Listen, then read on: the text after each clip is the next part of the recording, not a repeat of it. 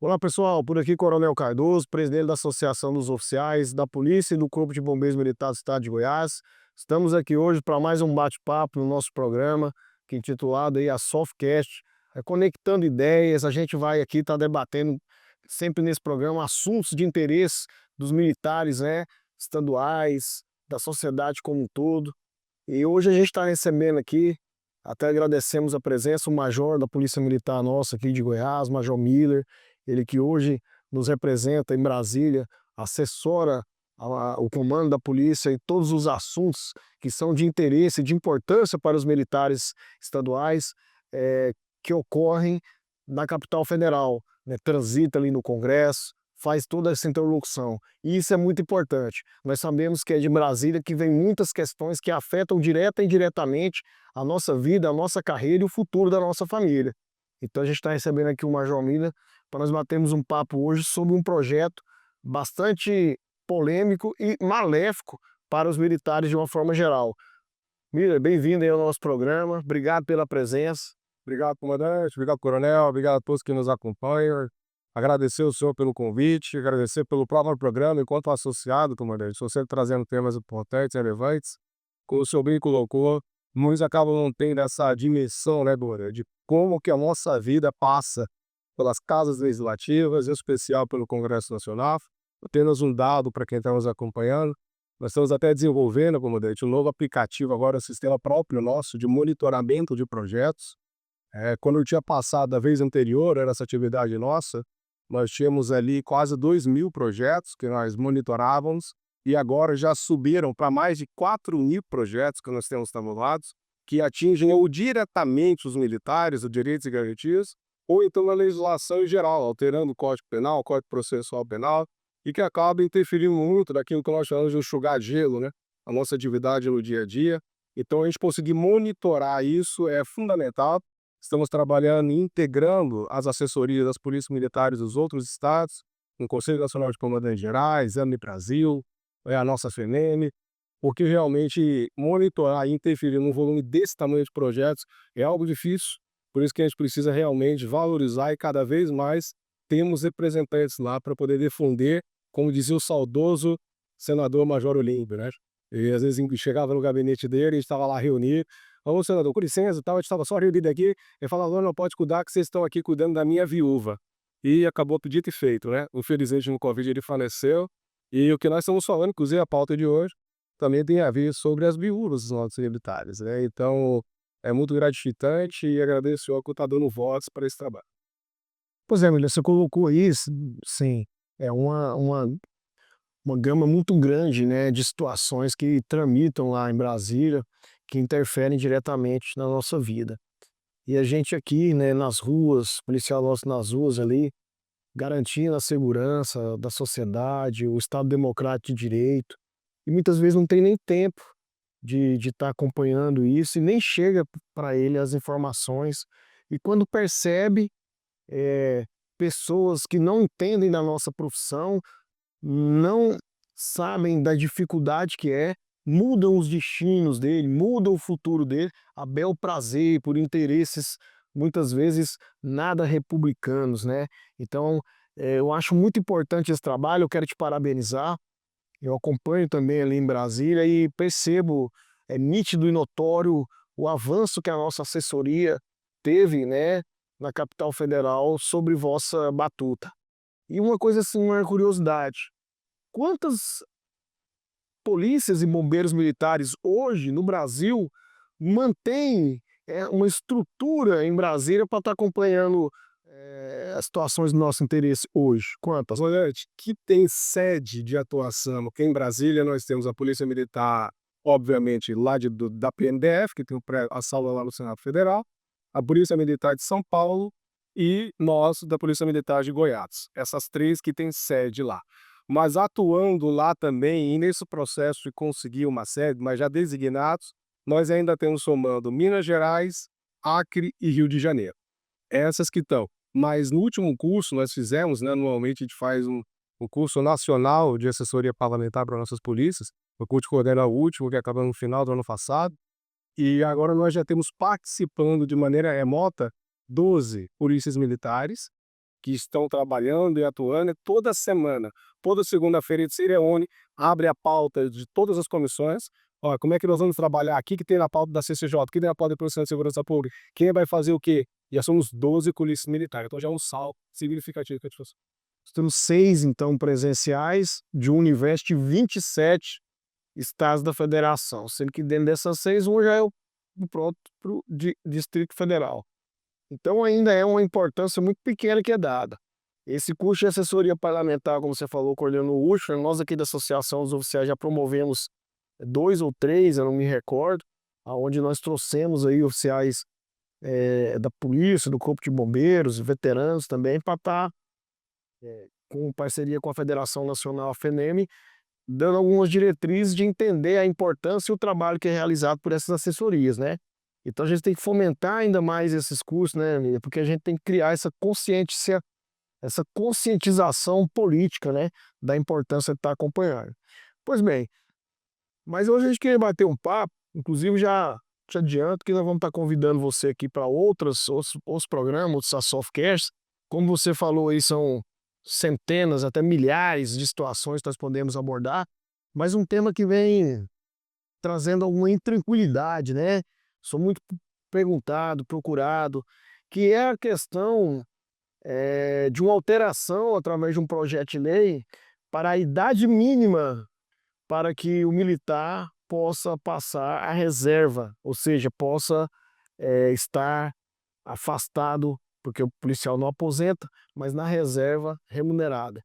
Eh, O que que é esse projeto, Nilo? O que que ele pretende? Como que nós estamos trabalhando aí? Quais são os seus impactos, né, para as polícias, os corpos de bombeiros militares de maneira mais específica? Você podia trazer para nós essa informação, que é uma coisa que está muito trazendo tranquilidade para o nosso militar. Isso aí, até o ponto, que nos cursos de assessoria parlamentar, não só da FENEM, mas da Frente Parlamentar de Segurança Pública, quem sempre procura colocar, a gente até inseriu no último curso, né, tinha matéria relacionada à comunicação estratégica. Porque quem está trabalhando nesse cenário político tem que municiar o comando constantemente de informações, porque já aconteceu, e na própria PMDF, vale dizer, que por conta do chamado bizu, né, ó, vai mudar, vai acabar, quem não for agora vai perder a integralidade, perder a paridade. Teve um caso do próprio subcomandante-geral do PMDF, uma época, ele pediu a reserva, e aí, quando você tá num barco e que o próprio capitão fala assim: opa, eu não sei pelo nome, eu tô indo embora, vou pular. Foi uma crise que deu na gestão da PRF. Então, se nós não fizermos esse trabalho que o senhor está fazendo aqui, de divulgar, para poder esclarecer para o nosso pessoal, com isso também com base de informações equivocadas. E a legislação que o subcomandante da época estava com ele não foi aprovada. Então, acabou que foi algo que não aconteceu, mas que ele acabou saindo, então, de forma antecipada. Então é importantíssimo estar mantendo todo mundo. Costumo dizer que pior que a morte é a ânsia e o medo da morte. Então ele viu ali a morte próxima, figura de linguagem, e já provocou uma situação que talvez não necessitasse por falta de conhecimento. Exatamente. E aí as próprias legislações quando vêm falam, né, via de regra os projetos, quem já tem o direito, quem já tem, acaba resguardando. Mas esse projeto permanente, comandante, hoje não existe uma questão de limite de idade mínima para o militar poder ir para a reserva, solicitar a passagem para a reserva. Esse regulamento, o senhor acompanhou, esteve conosco todo o debate da reforma do sistema de proteção social, atrelado ao tempo de serviço. Então, a questão dos 35 anos, foram aprovados em 2021. E aí, alguns dizem, comandante, que começaram a vir muitos militares novos, indo embora, né? E infelizmente, a gente tem que fazer até meia culpa, estão falando com o nosso público interno aqui, e tem até gente nossa que às vezes fala assim: pô, eu tô indo novo e tal. Aí eu digo, até brinquei com o coronel da minha família mesmo, não é o meu pai, tá? Quando a gente conhece, o coronel V, que até hoje está trabalhando lá no Senado. Aí depois eu falei: tô indo embora não. Eu falei: pô, por que a gente não vê um subtenente falando que tá indo embora novo? Mas aí a gente vê o coronel falando: tô indo embora novo. Então assim, o pessoal vendo o coronel ir embora, fala assim: pô, ele vai embora e começa uma nova carreira, tem que colocar um limite de idade mínimo. E como você colocou, tem coisas que isso não é nem argumento, é até questão política, revanchista, que acabam fazendo com relação aos militares para nos atingir. E como o senhor mesmo colocou, e o senhor que acompanhou foi em audiências públicas lá no Congresso Nacional participar, se ainda durante os antigos 30 anos de serviço nosso, se calcular a carga horária nossa, ela daria mais do que 40 anos na escala de serviço que um civil, com base na CLT, honorário do servidores do Estatuto. Então nós já em uns 30 anos já trabalhávamos mais de 40 anos se fizer um cálculo simples de matemática. E ainda assim, agora aumentaram para 35 anos, conseguimos manter importantes pilares, graças ao apoio, inclusive, que a SOF deu constantemente lá para não perdermos a paridade e a integralidade. E a condição, Zé, para que nós não perdêssemos foi uma bem específica: é simetria com as Forças Armadas. Nós tivemos que colocar na nossa lei geral, a no 667, o artigo 24H, inclusive, que com condição para mantermos a paridade e integralidade, que toda vez que alterasse também regras gerais de atividade e pensão dos militares das Forças Armadas, alteraria a nossa, mas não é automática. Tem que ter uma legislação estadual que preveja essa alteração, mas a lei federal prevê que deve haver essa simetria, e foi a única forma, comandante, o senhor sabe os que estavam lá por nós trabalhando, foi a única forma de salvar a paridade e a integralidade. Senão nós perderíamos, estaríamos avaliando. Ela não é automática, né, como você falou, tem que ter a questão da adequação dos estados, mas, via de regra, os estados são bem rápidos naquilo que diz respeito a tirar direitos, né. Quando é pra gente justiça, aí quando é pra gente conquistar, é uma luta, é uma negociação para tirar, da noite pro dia, né. Infelizmente é assim que acontece. Exatamente. E aí eles enviaram então em dezembro de 2024, partiu de um estudo do Ministério da Defesa, o Presidente da República, eles Então o próprio Ministério da Defesa ao Ministério da Defesa. foi que propôs essa alteração. Talvez, com certeza, seguindo orientações do chefe do Executivo Federal. Exatamente. Então partiu do Ministério da Defesa. Sim, senhor. Então, o Ministério da Defesa encaminhou para a Presidência da República e eles enviaram o projeto de número 4920 de 2024, que esse projeto ele altera alguns dispositivos das regras de atividade e pensão dos militares das Forças Armadas. Em muitos pontos, eles não cabem a nós. São direitos que eles têm que nós não temos, quando nós falamos a pensão para filha solteira, questões que nós não temos na nossa legislação, que eles têm. Mas é interessante. Como está interrompendo, isso que é um bate-papo. A gente vai pegando as ideias. É interessante porque a gente vê muitas vezes em postagens, em questões ligadas aos militares, né? Existe no imaginário ainda de muitos civis que as filhas dos militares estaduais, são policiais e bombeiros, têm esse tipo de direito, vamos assim dizer. E não temos, hoje, né? E alguns ignorantes aí colocam como tendo. Exatamente. Veio só habilitar como um bolo só, não, é tudo militares têm direito, mas quais militares que têm direito?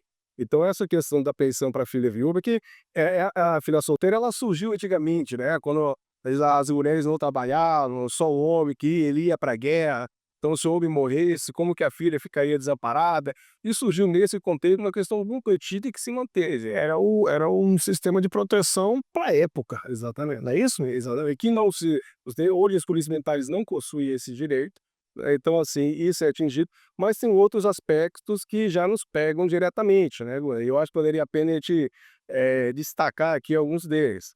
Então, por exemplo, a questão vamos começar por um mais ameno, né, eu digo, a questão da idade, os 55 anos, né, como o senhor bem colocou no último debate que teve da FENEL, como nós passamos a exigir o nível superior até antes da própria obrigação legal, o Goiás foi à frente e passou a exigir, e vale até a pena dizer, viu, comandante, no último curso de assessoria da Frente Parlamentar, eu chamei diferentes segmentos para poder se apresentarem para os alunos, tinham policiais de todo o Brasil lá, e eu chamei inclusive o pessoal da segurança privada. E a presidência da Associação Nacional de Segurança Privada falou que na nova legislação deles que está tramitando no Congresso, eles estão querendo colocar até o nível superior também. Porque eles viram que o nível superior não só traz pessoas mais qualificadas, como ajuda na questão remuneratória. Claro. Então, assim, todo mundo querendo avançar. E alguns estados, infelizmente, ainda tentam, ficam reconsiderando com relação a isso. E estados ricos, né? Vamos citar o exemplo aqui de São Paulo, que é um estado bastante rico e que tem o maior efetivo de militares estaduais. Não sei por que cargas d'água ainda insistem nessa resistência ao curso superior, principalmente que é o início para os oficiais e que se seja estendido às praças. Eles ainda estão debatendo o TCO. assim, é um atraso que para nós aqui é de praticamente uma década, Exatamente. A né. gente conseguiu avançar, avançamos também no nível superior, e aí com base nisso, já só com o nível superior, o nosso ingresso, a média de idade já subiu, né, como o senhor mesmo apresentou também na última reunião, já estamos próximos até dos 30 anos, de entrada e de ingresso. Então assim, e para quem entra com 25 anos, 26 anos, aplicarem os 35 anos de serviço, então já passaram nos 55 anos de idade. Então essa regras que o dispositivo que está na lei de exigir 55 anos, num primeiro momento eles não nos atingem, nós militares de Goiás. Mas era exatamente o que o comandante estava falando aqui, por Cardoso, no começo da nossa conversa, enfim, né? Falou assim, o problema é que coloca 55 anos agora, mas daqui a 5 anos, 4 anos, por que colocar 65 ou aumentar? Vamos pegar como exemplo, eh, você já entrou com o curso superior, né, o seu CFO já exigia isso. O meu CFO não exigia, foi o antepenúltimo que não exigia. Então eu entrei com 19 anos, hoje ensino médio, mas eu fiquei 1 ano nas Forças Armadas, na Marinha do Brasil, né. Então eu tô na vida militar desde os 18. Eh, Hoje o nosso cadete, vamos pegar no exemplo oficial, a última turma ingressava com uma média de idade aí de 28 anos. Perfeito, ele vai estar lá na frente com os 35 de serviço, vai dar mais ou menos a questão dessa proposta da idade mínima. A grande questão é, nós estamos em 2025. Em 2021 já houve uma alteração. Eu entrei com a regra de 30 anos de serviço. Em 2021 já passou para 35, o que no meu caso impactou em mais 1 ano e 7 meses além daquilo. 4 anos depois, há mais uma proposta aí, que pelas contas rústicas que nós estamos fazendo aqui, para mim vai me custar mais uns 10 meses. Além disso aí. Aí daqui mais, como nós conversamos, daqui mais, no próximo governo, vem de novo isso. Até brinquei comigo, pô, será que eu nunca vou conseguir sair dessa caverna do dragão? Sabe quando você vai vendo ali, parece que tá a luz da saída, o mestre dos magos, aí de repente aparece o Vingador, porque o que nós estamos tendo aqui é vingança. Lembra do Vingador da Caverna do Dragão? É a mesma coisa que estão fazendo. Isso, Miller, não vai afetar em nada na economia. Se cortar algumas viagens para o exterior, isso deve diminuir e surtir mais efeito financeiro para o Estado do que isso, né? Então, assim, é, até quando? Né? Então, como você colocou, impacta pouco em Goiás, no sentido de termos um avanço, já sermos curso superior, em outras forças militares estaduais não são, forças armadas também não são, mas de 10 meses em 10 meses, de 1 ano em 1 ano, todo governo, Exatamente. concorda comigo? Exatamente. Então, assim, eles estão colocando essa previsão para valer para todos os militares a partir de 2032. Então, quem não for embora até janeiro de 2032 tem que ter 55 anos, não tem transição para esses. Transição é para quem computando, inclusive esse tempo que o senhor colocou, né, dos 17% tem atividade. Quem for embora até dezembro de 2031, mais um pedágio, que é de 9% em cima do tempo que falta para completar a idade. É o pedágio agora da idade. De 9%. Tá? Sempre inventam uma regra nova, né, também, para poder colocar isso que está no projeto. Com relação à idade, o trabalho que a nossa bancada está fazendo, e vai reunir, inclusive, com o Conselho de Comandantes, junto com o novo presidente da Câmara dos Deputados, é para colocar essa questão da idade num plano, né, já subsidiário, para quem vai entrar ainda na carreira, não para os que já estão. A regra vale a partir do momento que é aprovada. Essa é uma proposta da nossa bancada. Exatamente, para valer só para os que vão entrar, e os que já estão na carreira manteriam direito sem idade, apenas tempo de serviço, como já está no regramento atual. Então essa é uma proposta que está sendo colocada. Não é, amor? Isso é algo a ser ainda negociado, não é garantido. O projeto ele está com o presidente da Câmara dos Deputados para poder despachar. Inclusive estava comentando com o comandante alguma estratégia de bastidores nossa, porque em tese esse projeto seria despachado a 2 comissões, Comissão de Defesa Nacional e a Comissão de Constituição e Justiça. E por nós termos na legislação federal a referência expressa do que altera para eles tem que alterar para nós vamos tentar trabalhar com nossa bancada também para poder despachar esse projeto para a Comissão de Segurança Pública. Né? Porque como eu estava explicando, assim, na Comissão de Constituição e Justiça, não dá para a gente entrar em percentual, entrar em idade, o que nós chamamos de alteração de mérito. Na Comissão de Constituição e Justiça é só se é constitucional ou não é constitucional. Ah, não, mas eu colocar para quem vai entrar, ó, esse debate está superado. Então, se a gente não conseguir colocar mais um degrau, mais uma etapa para esse projeto passar na Comissão de Segurança Pública, vai diminuir a nossa margem de negociação. E não só na questão da idade. Tem outros pontos que eu estava começando, como, por exemplo, dos nossos militares, que às vezes são condenados, tortura, homicídio, qualquer coisa, quem conhece dessa, que ele é condenado e perde o posto ou a graduação. Nas Forças Armadas, eles têm uma nomenclatura que eles chamam de morte ficta. Então, ou seja, ele morreu, para a vida militar ele morreu, porque ele perdeu o posto de graduação, deixou a condição do militar, por isso que eles chamam de morte ficta, mas continua a pensão para os dependentes dele. E no projeto, ele está acabando com isso. Você acabou de cumprir a pena, não tem mais pensão nenhuma, e durante o período que o militar estiver preso, e isso é interessante que a gente se atente, porque isso aí vai aplicar para nós, se vir umas paradas dessa forma. E eu acho que esse ponto aí, ele aplica-se mais às polícias militares do que às próprias Forças Armadas. Porque nós que estamos no combate do dia a dia. É no dia a dia que a gente está ali, então assim, a gente está sujeito a em uma ocorrência, né? Vinha matar um vagabundo e uma autoridade dessa aí interpretar como homicídio simples, alguma coisa nesse sentido, não colocar as excludentes, manda um policial para a rua, né? E aí todo aquele tempo que ele ficou de serviço ali, ele não leva nada. Porque o que a gente tem que levar em consideração aqui é que às vezes muitas pessoas que estão assistindo a gente pensam, mas vocês são cheios de direito. Não, nós não somos cheios de direito nem privilegiados. É como o Major Milha colocou aqui. Se você fizer uma conta do que a gente trabalha, supera em muito a questão da carga horária do civil. Tá? E outra coisa, nós não temos fundo de garantia por tempo de serviço e muitas outras prerrogativas que o civil tem na questão trabalhista. Nem mesmo direito à greve, não podemos sindicalizar. Então, assim, são situações que nos são colocadas que não são benefícios, são reparos por aquilo que nós não temos. Então, muitas vezes, o governo, integrantes de grupos ideológicos, coloca assim, pinta a gente como se nós tivéssemos vários benefícios. Não são benefícios, são reparações por direitos que nós não temos.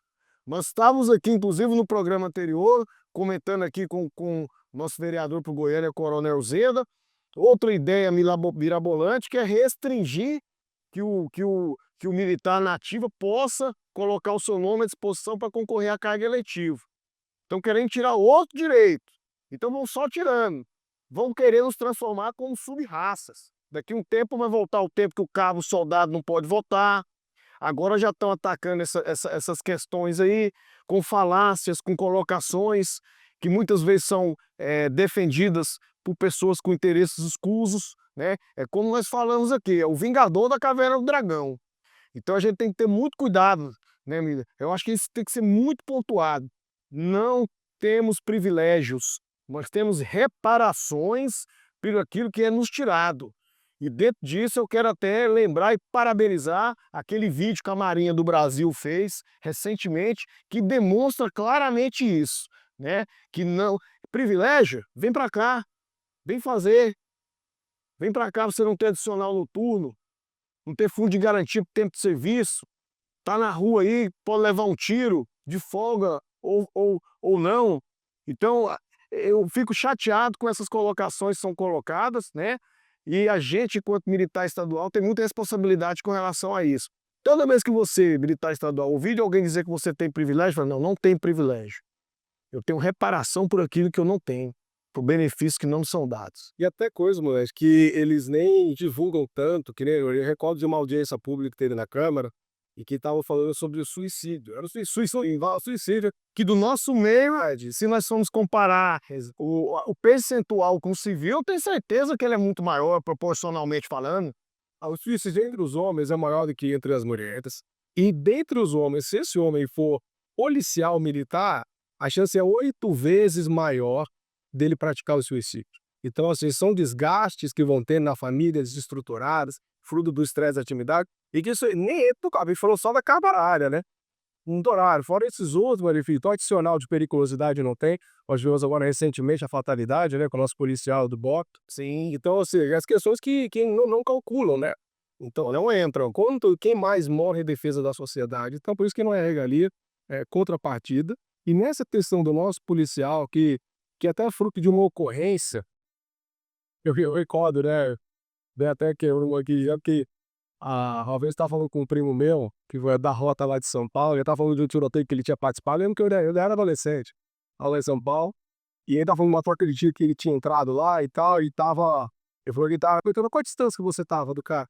Ele falou, não, era uns 10 metros na casa lá, e tava uns 10 metros que eu tava em CSD. Eu falei, pô, você não atingiu, velho? Aí ele falou assim, não, quando o alvo atira é diferente. Com o alvo também atira, Não é simulador, né? criança. Não é simulador, né, meu? Ah, velho, então eles já cresciam disso, mas como a nossa comunidade, sociedade não sabe disso. O risco, o estresse que a nossa carreira passa, né? Então, assim, a gente tem que. Cara, eu acho assim, realmente a gente tem que divulgar isso mais, né? Muita gente não sabe. E muita gente sabe também. Muita gente sabe e tem uma questão assim de vive no mundo da lua, sabe? Cada coisa que a gente. Então, assim, tem muita maldade por trás também. A gente tem que entender que a gente está numa guerra ideológica. E até nessas ocorrências, comandante, às vezes é o detalhe ali entre a cruz e a espada que a gente passa, né? Eu lembro até que aquela 2013, 2014, que eu estava na cavalaria aqui, e foram justamente a época dos Black Blocs que revolucionou, né? Inclusive depois eu fui fazer o curso de choque em São Paulo, e eles estavam mostrando como que eles reformularam também a doutrina toda de operação de choque depois da experiência do Black Blocs, e ali em várias situações, mano, eu recordo que a gente estava ali, ó, vai ou não vai, dá carga ou não dá carga, a gente tá o tempo inteiro entre a cruz e a espada, no limite, né? Aconteceu o que não foi, a câmera filmando, a gente dando a carga de cavalaria, e você pode até sair por parar no YouTube, isso dando a carga lá na hora. Então, assim, se tem uma fatalidade Contra manifestantes, né? Estudantes fora da sala de aula, também. né? E eu lembro que eu estava até ali no terminal da Praça da Bíblia, segurando ali ainda, e eu tenho um homem, né, ele tacaram no botão molotov, bateu o instrumentário da hora que eu tava. Mas eles não queriam te rachura, não. É só manifestação pacífica. Só estudando. Assim, é muita pauta, né? E o Major Milho, que não sabe, assim, hoje ele está nos representando lá no Congresso, tem uma vasta sapiência, inclusive a família dele contribuiu há muitos anos, trabalho do Coronel Milho, mas é oficial operacional, né? Como colocou aí, participou de várias situações. O que é muito importante, sabe, Milho? É muito importante que você lá, que está hoje, tenha sentido o cheiro do coquetel Molotov aqui, da gasolina, da pólvora, porque aí você sabe onde que dói. É onde a gente entra, na importância. Vamos pegar um outro gancho aqui, cara. A gente vai voltar para os 55 anos, mas um outro gancho aqui. Só quem pode mudar alguma coisa é o Congresso. Quantos representantes nós temos militares estaduais hoje como deputados federais? Comandante, onde nós estamos, nós conseguimos aumentar bastante, né? Teve uma época que militares estaduais nós não tínhamos nenhum. Por exemplo, quando meu pai chegou lá mesmo, Coronel Milho, era mais de 30 anos atrás, só tinha o Bolsonaro, tá? Depois chegou o Coronel Militar federal, né? Força Armada. Depois chegou o Coronel Fraga, que foi o pioneiro.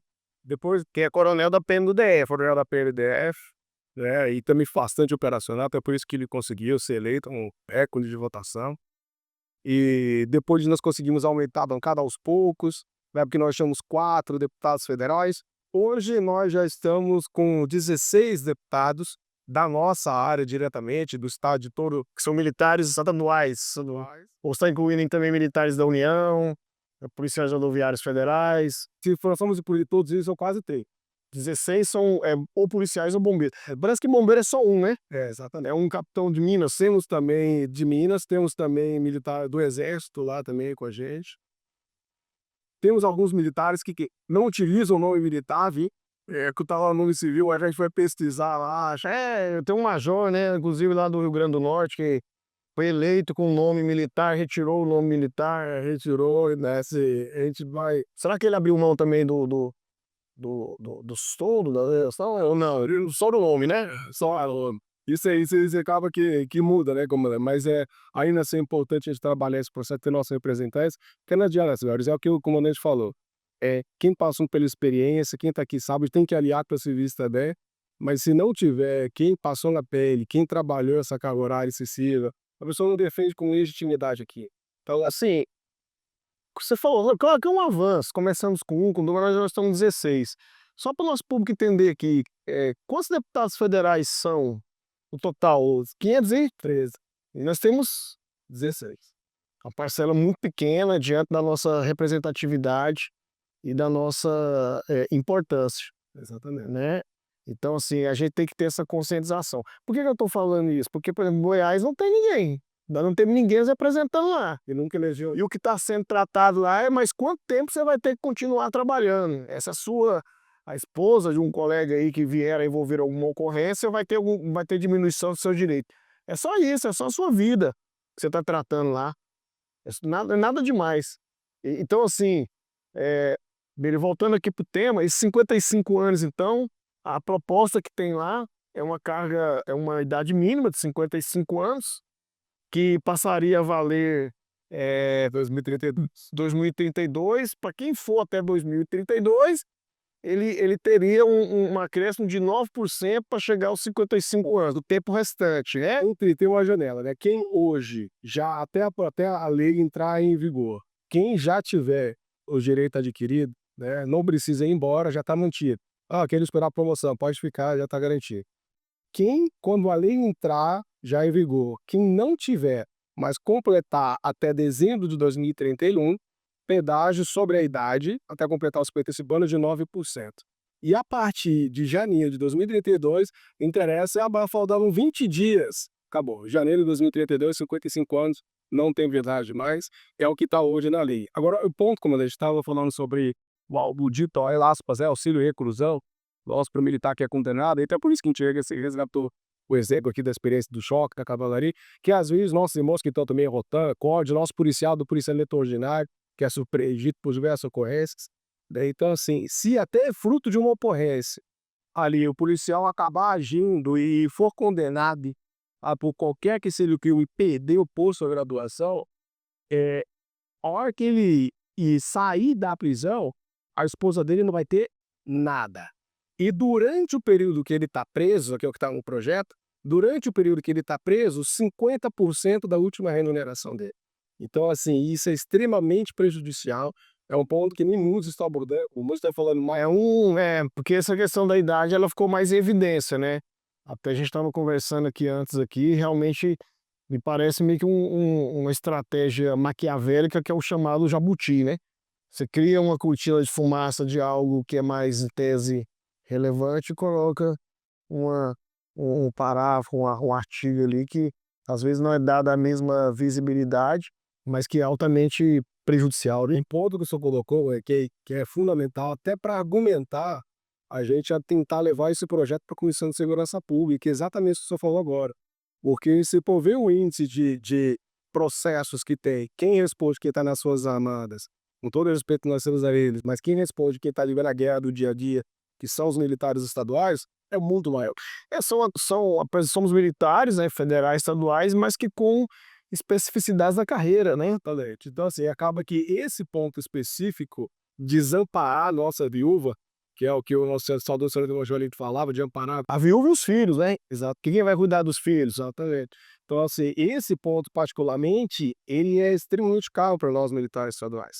Então, por isso, nós precisamos conseguir levar esse projeto, vamos trabalhar com a presença da CAN, para levar esse projeto para a Comissão de Segurança Pública e lá mostrar essa realidade. E nós vamos precisar desse apoio, eu sei que o senhor estará lá conosco, participando de audiências públicas, mostrando esse lado, e por isso que é importante que quem está aí tenha essa consciência e apoie, porque estamos estudando não só da nossa carreira, mas a carreira também do amparo, caso eventualmente venhamos a falecer, da nossa esposa e dos nossos filhos.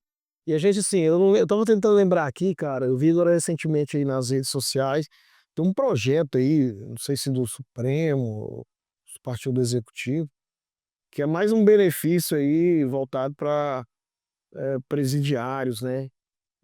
Pessoas que estão lá muitas vezes por homicídios simples, tráfico, estupro. É algum nome bonito que eles criaram aí, pena justa, é um trem assim, né? Então, assim, é mais um benefício para o vagabundo, né? E para nós é mais um malefício, né? É um projeto de desencarceramento. E, então, sendo justo, a ideia deles é que hoje a não criminal é só quando eles têm um foco novo. Tem um foco novo, uma prova nova, você consegue promover a revisão criminal. Peraí, deixa eu ver se aquela pena é justa, depois da prova nova que surgir.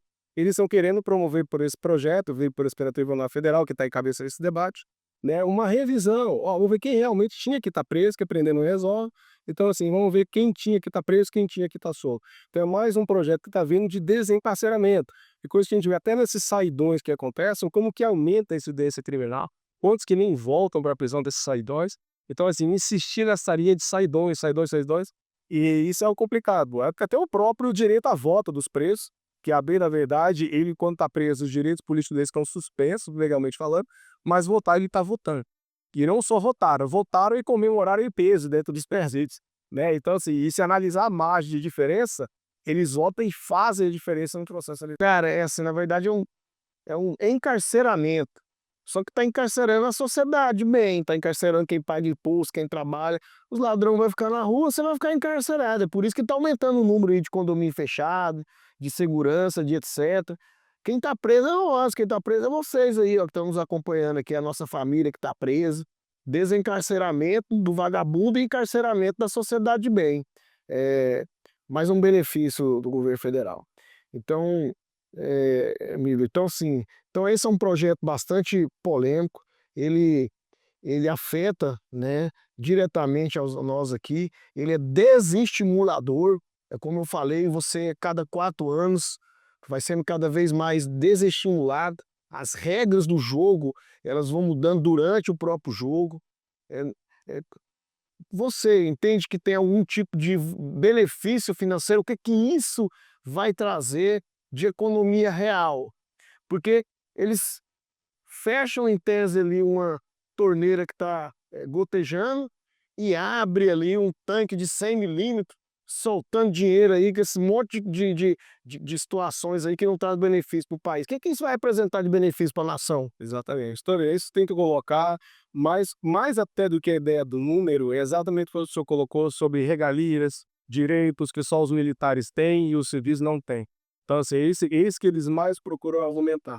Então, É uma questão ideológica, é uma questão que não tem um viés baseado em economia, exatamente. e nem justiça, mas é injusto. Injusto. Não, por isso que a Marinha soltou aquele vídeo, é para poder mostrar o outro lado da moeda, né? E às vezes tem uma coisa que E foi recriminado pelo ministro da Defesa. Segundo fontes aí, o próprio comandante da Marinha quase foi retirado do cargo, né?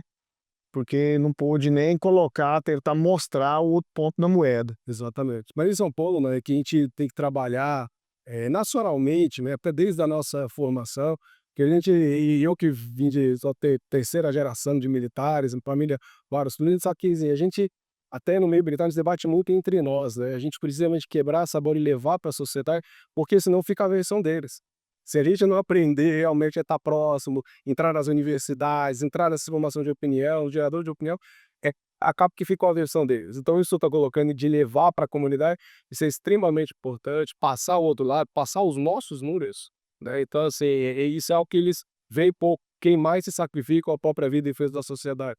A comunidade precisa desenvolver isso. Estava recebendo ontem, né, o delegado Kreber, que era adido oficial da Polícia Federal lá nos Estados Unidos, estava lá na sede da Associação Internacional dos Chefes de Polícia, e estava falando como que o americano ele tem essa cultura, né, de valorização dos profissionais de segurança pública, a prioridade vai que viaja para lá, área especial, como que eles colocam para nós militares. A gente precisa trazer e desenvolver essa cultura aqui também no Brasil, porque isso que a gente está falando de plantar, que agora reflete diretamente nesse tipo de projeto, que depois a gente tenta remediar o cenário político. Bom, acho que deu para dar uma esclarecida, né? A Associação dos Oficiais, ela, das demais associações, a FENEM, acho que a gente tem que fazer um trabalho bastante importante na conscientização, no combate a essas falácias que são colocadas aí. É um projeto que não melhora em nada a segurança pública, como eu coloquei, traz desestímulos da segurança pública. O Brasil vive uma epidemia de criminalidade. Nós temos alguns estados e ilhas com bons números na área de segurança pública, mas se a gente for olhar o todo, é uma verdadeira epidemia. E o que a gente coloca tem de medida prática do governo é retirada de situações que não são privilégios, são reposições, proibição de operação em favela, pena justa, audiência de custódia, totalmente na contramão. E a gente reforça, temos que colocar pessoas, não só os militares estaduais, mas pessoas para representar a sociedade de uma maneira correta e contrapor isso dentro da Câmara Federal, dentro do Senado Federal, porque o que nossos destinos são escritos por eles. É de lá que vem o que vai afetar a nossa família. E não adianta nada a gente estar aqui se doando, por aqui é um sacerdócio que a gente faz, combatendo, patrulhando, apoiando, salvando vidas, e lá no apagar das luzes, jogar toda a sua carreira aí e a segurança jurídica da sua família no lixo. O Brasil vive um momento de grande segurança jurídica. Temos que reverter isso. Então, assim, Mila, eu acho que o tema atingiu o objetivo, né? E, como eu te falei, eu faço questão de você vir aqui mais vezes, sempre tá trazendo esses projetos, situações polêmicas e também proposituras positivas, que também tem lado bom, tem muita coisa positiva que às vezes é proposta lá também, para que a gente, principalmente nós militares estaduais, tenhamos essa conscientização dessa importância e que isso chegue também às nossas famílias, à sociedade civil, para demonstrar, né, aquilo que é de interesse, não vou dizer dos militares, mas de interesse da verdadeira sociedade democrática, da sociedade justa e para que nós tenhamos melhoria na qualidade de vida. Agradeço aí a sua participação, Miro. Muito obrigado. E fica aberto as portas aqui do programa da Associação dos Oficiais, nossa Softcash, tá? Se quiser fazer as considerações finais. Olha, só agradecer, concordar plenamente com o que o senhor falou, eu que pude pegar desde a época de civil que eu trabalhei lá, vendo a diferença de até a forma de se manifestar. Quando a gente pedia para um deputado civil para poder defender a gente, olha, esse projeto aqui ele é bom para a polícia, tá? E quando a gente vê um militar chegando lá sentando e pegando e falando a realidade, falando do exemplo dele, falando do colega que estava do lado dele e foi alvejado, o sentimento dele passa até para os outros parlamentares. E a gente que chega a se emocionar ver algumas narrativas que são feitas e que só pode ver quem passou na experiência, quem teve na pele isso daí. Então não adianta achar que, ó, no civil, que eu conheço pulando, ciclano é na minha igreja, o ciclano ele me atende, é meu médico. Não adianta. Aqui nós estamos falando não é só de nós, estamos falando da nossa família, das nossas viúvas, nossos filhos. Então esse amparo você precisa ter. Não é uma questão de ser útil ter um militar lá, é uma necessidade. É uma necessidade que é faltar com questões, alguém tá lá no front, entendeu? Só não tempo que eu fiquei de civil, né, com o tempo meditado, mas principalmente o tempo de civil, é de uns bons anos lá, sabe? E desde essa época de civil, às vezes que eu fiquei lá, já dá para perceber isso. E depois de ter essa experiência prática, eu vi mais ainda. Então a gente precisa amadurecer e só tenho a agradecer ao senhor por estar abrindo essas portas, estamos sempre à disposição, sabe? E vamos compartilhar e fazer chegar na sociedade tudo isso que nós estamos colocando aqui. Muito obrigado. Beleza, pessoal? Obrigado. Acompanhe a gente nos nossos próximos programas aí. Sempre às terças-feiras nós vamos estar soltando as edições completas para vocês estarem acompanhando. E são temas não só de interesse dos militares estaduais, das polícias, mas são temas de interesse de todos aqueles que querem uma nação realmente forte, próspera, né? Democrática, uma economia forte, qualidade de vida. Não existe qualidade de vida sem segurança pública. Obrigado por nos acompanhar em mais um programa e nos acompanhe nas redes sociais. A SOF, Orgulho de Ser Militar.